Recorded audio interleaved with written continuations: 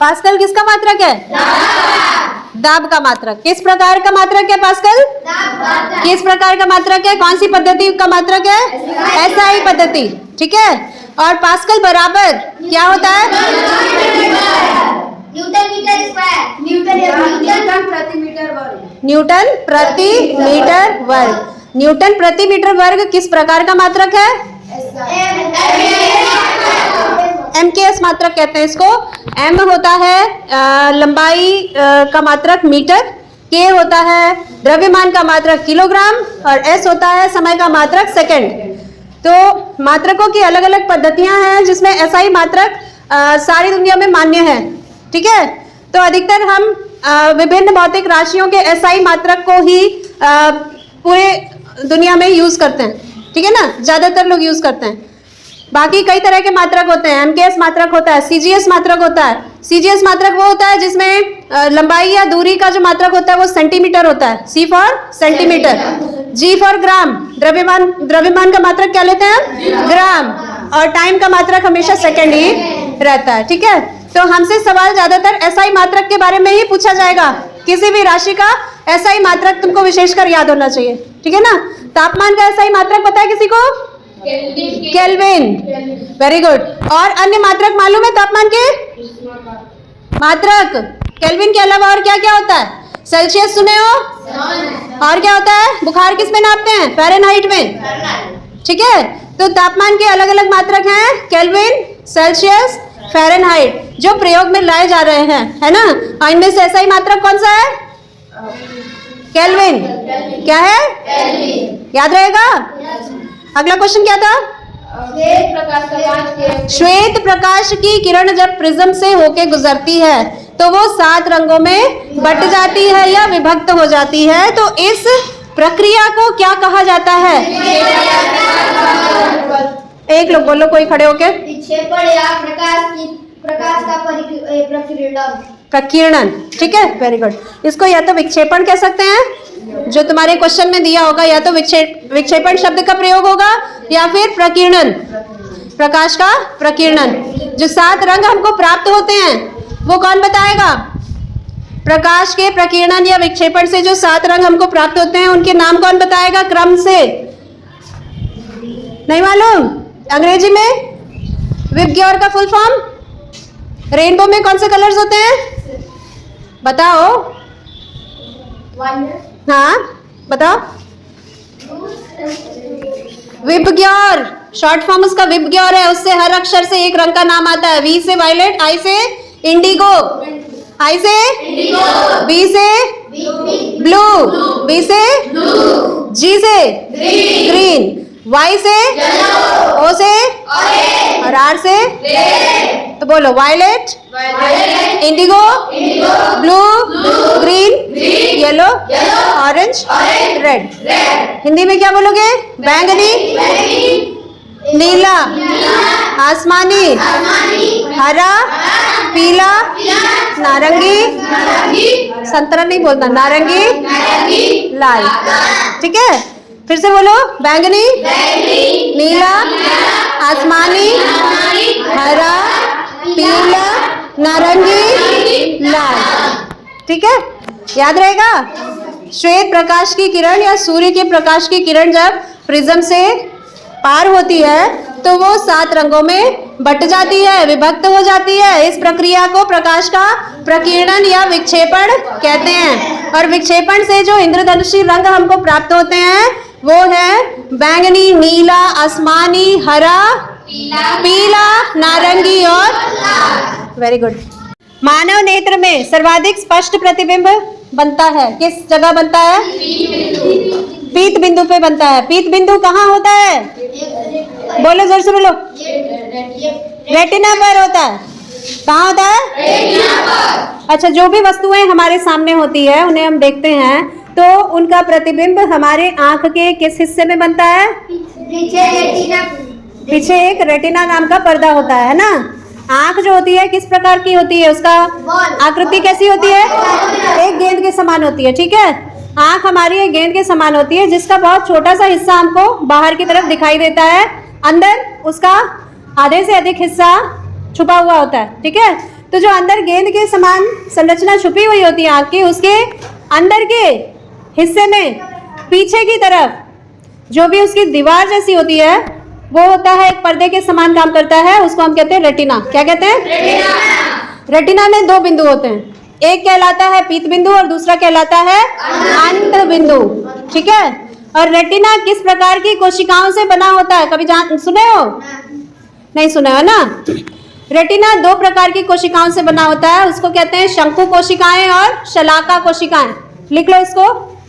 Retina दो प्रकार की कोशिकाओं से बना होता है, जिन्हें शंकु कोशिका कहते हैं और शलाका कोशिका कहते हैं। तो हमारी आंखों के अंदर जो रेटिना होता है वो किस प्रकार की कोशिकाओं से बना होता है? शंकु कोशिका और ये प्रकाश का अवशोषण करने वाली कोशिकाएं होती है। ठीक है। फोटो रिसेप्टर्स कहते हैं इनको। क्या कहते हैं? Photo receptors. रिसेप्टर्स माने रिसीव करने वाली, यानी लेने वाली, प्राप्त करने वाली, और फोटो माने लाइट होता है। ठीक है। तो जिस बिंदु पे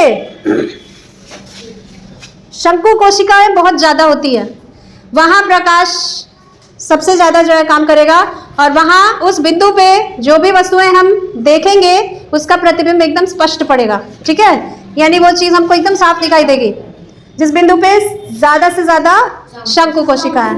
और ये होती हैं पीत बिंदु पे, ये होती हैं पीत बिंदु पे सबसे ज्यादा होती हैं। ठीक है। क्योंकि शंकु कोशिकाएं हमको रंग दिखाने के लिए जिम्मेदार हैं। हम जो रंगों को देख पाते हैं वो शंकु कोशिकाओं की वजह से होता है, और शलाका कोशिकाओं की वजह से हम काला और सफेद देख पाते हैं। ठीक है। लेकिन अंत बिंदु ऐसा स्थान होता है जहाँ पे कुछ भी नहीं होता, ना शंकु कोशिका होगी ना शलाका कोशिका होगी। अंत बिंदु पे क्या होता है? शंकु कोशिका भी नहीं होती है, शलाका कोशिका भी नहीं होती है। और पीत बिंदु पे क्या होता है? शंकु कोशिकाएं बहुत ज्यादा होती हैं। ठीक है।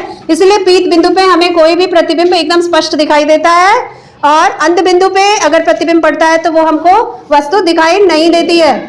समझ आया?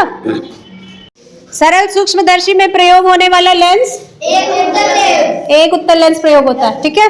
और संयुक्त सूक्ष्मदर्शी में दो उत्तल लेंसों का प्रयोग होता है, ताकि वस्तुओं को और ज्यादा बड़ा करके देखा जा सके। ठीक है। क्वेश्चन है हमारा प्राथमिक सेल। तुमको दिए गए ऑप्शंस में से प्राथमिक सेल का नाम चुनना होगा। तो हमने सारे प्रकार के प्राथमिक सेलों के नाम यहाँ लिख दिए हैं। क्या क्या नाम है, पढ़ के बताओ। एक बच्चा बताओ ना, ऐसे किसी को समझ में आएगा।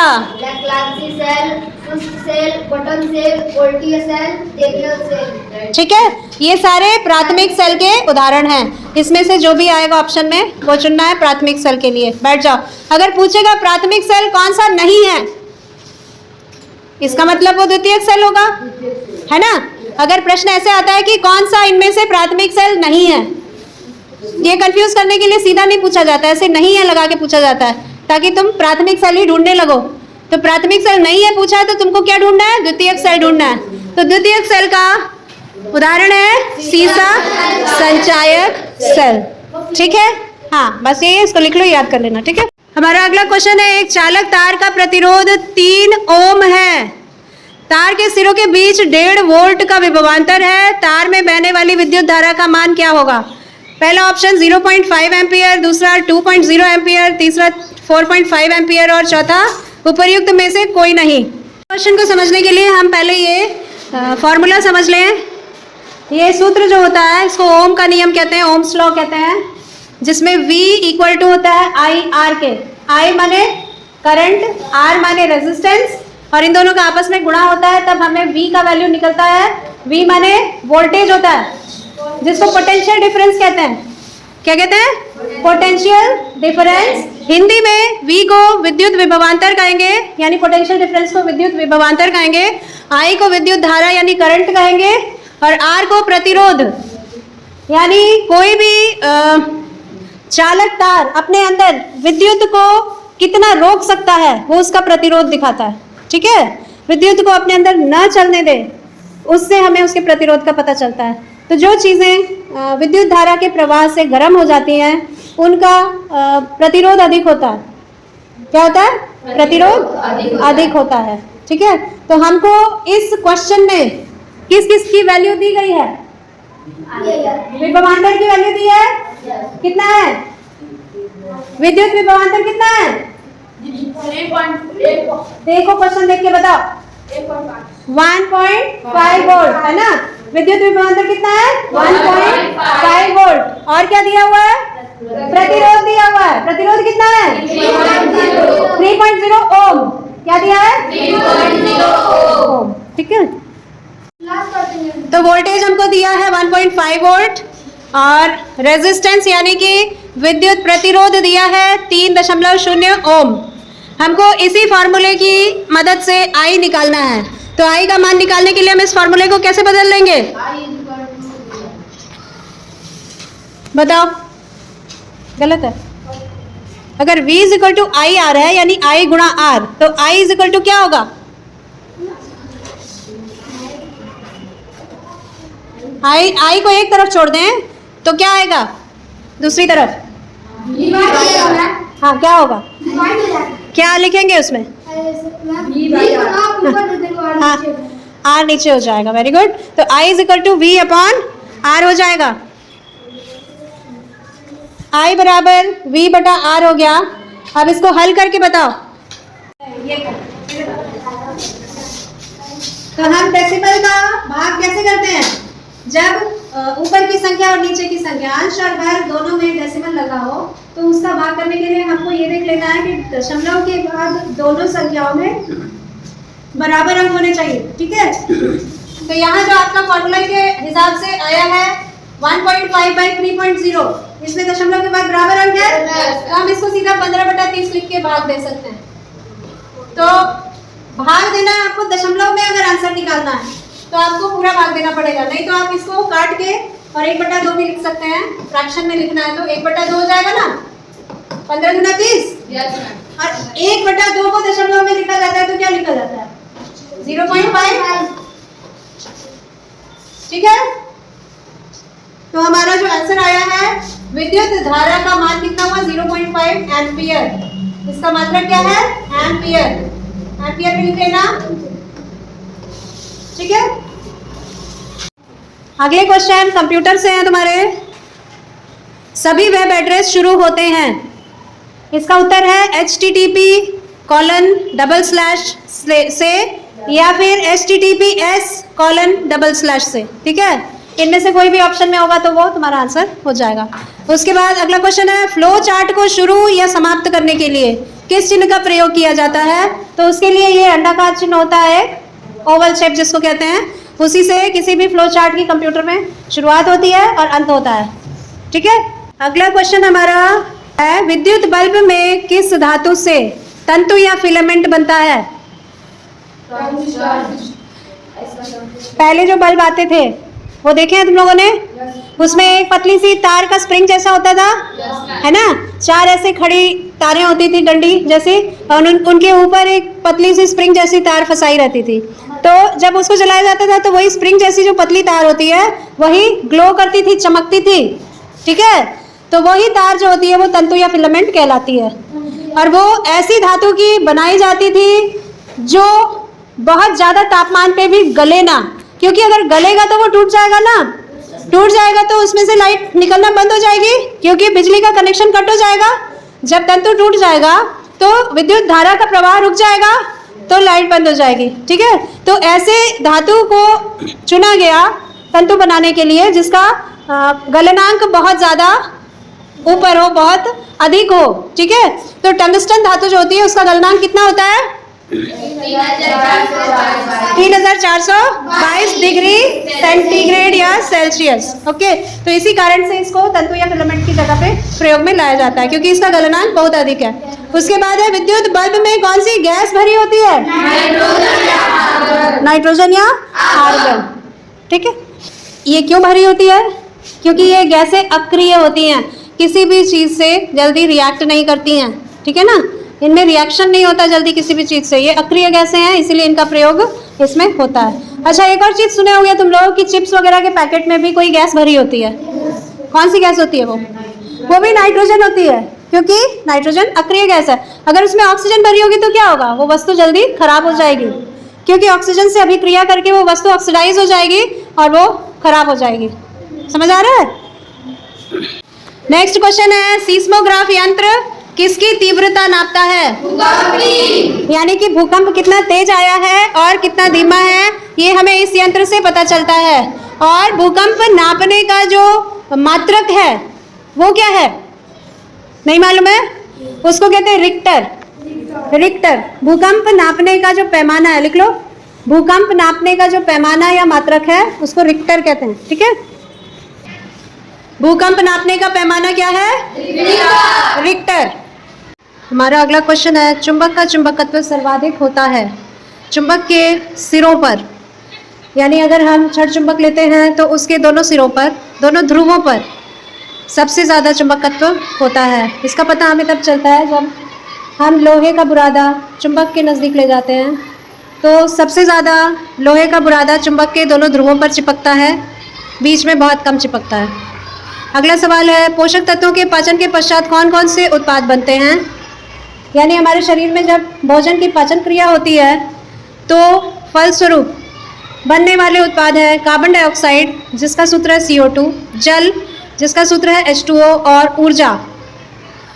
अगला क्वेश्चन है, ग्रीन हाउस या हरित गृह गैसों के उदाहरण क्या क्या हैं? पहला है कार्बन डाइऑक्साइड CO2, दूसरा मीथेन CH4, तीसरा जल वाष्प H2O और चौथा नाइट्रस ऑक्साइड N2O। अगला प्रश्न है, लाफिंग गैस किसे कहते हैं? उत्तर है नाइट्रस ऑक्साइड जिसका सूत्र है N2O। अगला प्रश्न, ओजोन जिसका सूत्र है O3 की परत में छिद्र या छेद किन गैसों के कारण हो रहा है?